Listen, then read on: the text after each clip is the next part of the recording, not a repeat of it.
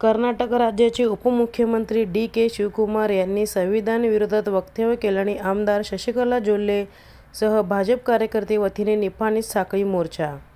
राज्याचे उपमुख्यमंत्री डी.के. शिवकुमार यांनी इतर समाजाला आरक्षण देत असताना संविधान बदलण्याची भाषा करून भारतीय घटनेचे शिल्पकार डॉ. बाबासाहेब आंबेडकर यांचा अपमान केला आहे.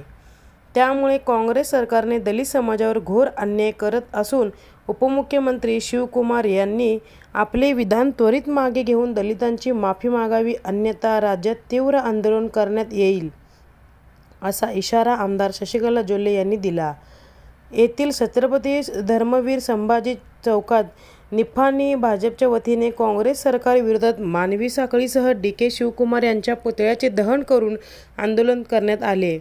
आमदार जोल्ले पुढे म्हणाल्या, अधिवेशन सुरू असताना सभापतींनी भाजपच्या आमदारांना निलंबित करून त्यांना त्यांच्या अधिकारापासून दूर ठेवण्याचा प्रयत्न केला आहे. एस.सी. एस.टी. समुदायांच्या निधी गॅरंटी योजनांवर खर्च करून एस.टी. समुदायांवर अन्याय केला आहे. या विरोधात संपूर्ण राज्यात भाजप आंदोलन करीत आहे. त्या सर्व 18 आमदारांचे निलंबन मागे घेऊन त्यांना आदरपूर्वक वागणूक द्यावी. यावेळी निपाणीचे नगराध्यक्ष सोनल कोठडी या म्हणाल्या, राज्यातील काँग्रेस सरकार व्होट बँकेचे राजकारण करत असून गॅरंटी योजनेमुळे राज्याच्या विकासाला खीळ बसली आहे. यावेळी अभय मानवी श्रीकांत बन्ने यांनी मनोगतातून काँग्रेस सरकारचा निषेध व्यक्त केला. यावेळी भाजपच्या कार्यकर्त्यांनी काँग्रेस विरोधी नामफलक हातात घेऊन काँग्रेस सरकारच्या विरोधात घोषणा देत परिसर दणाणून सोडला होता.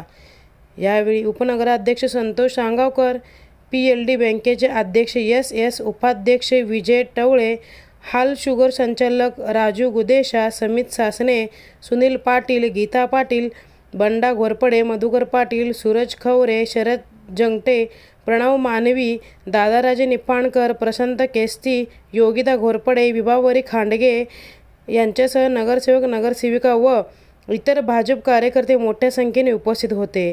बोरगावहून दैनिक ग्रामदेवता प्रतिनिधी अजित कांबळे सह कल्याणी चव्हाण.